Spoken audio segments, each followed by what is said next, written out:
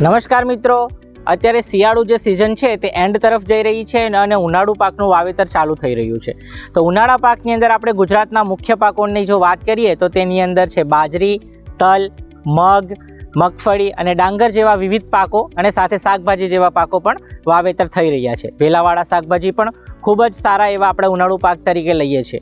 તો આ બધા પાકમાં જ્યારે આપણે બીજનું વાવેતર કરતા હોય ત્યારે એને ઉગાવો એટલે કે જર્મિનેશનની અંદર પ્રશ્ન રહેતો હોય છે। કોઈક જગ્યાએ ઉગી જાય છે તો કોઈક જગ્યાએ બરાબર ઉગતા નથી। તો આ ન ઉગવા પાછળના ઘણા બધા કારણો જવાબદાર હોય છે। તેના માટે છે એક તો જમીનમાં ભેજનું પ્રમાણ, તાપમાન અને સાથે સાથે જમીનજન્ય કીટ કે પછી જમીનજન્ય રોગકારકો કે પછી નિંદણ સ્પર્ધા કે માટીનું કોમ્પેક્શન એટલે કે સઘન માટી, આ બધા પરિણામો ઉગાવા પર અસર કરતા હોઈએ છીએ।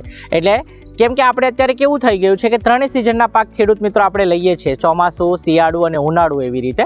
એટલે જમીનને જે આરામ જોઈએ તે મળતો નથી અને બધા રાસાયણિક તત્વો આપણે ઉપયોગ કરીએ છીએ, જેના કારણે માટીનું કોમ્પેક્શન વધે છે અને એ ક્યાંક ને ક્યાંક વાતાવરણમાં પણ પ્રભાવ પડવાને કારણે ઉગાવા પર અસર થતી જોવા મળે છે।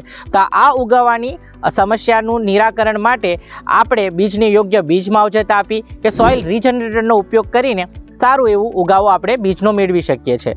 તો બીજના સારા ઉગાવા માટે આપણી પાસે બીજ માવજતમાં યુનિવિયાની પ્રોડક્ટ છે યુનિ લાઈફ ગાર્ડ, તેનું 3 ગ્રામ પ્રતિ કિલોગ્રામ બિયારણને માપ રાખી આપણે બિયારણને પટ આપીને જો વાવેતર કરીએ તો ખૂબ સારો એનો ઉગાવો અને જમાવ જોવા મળે છે।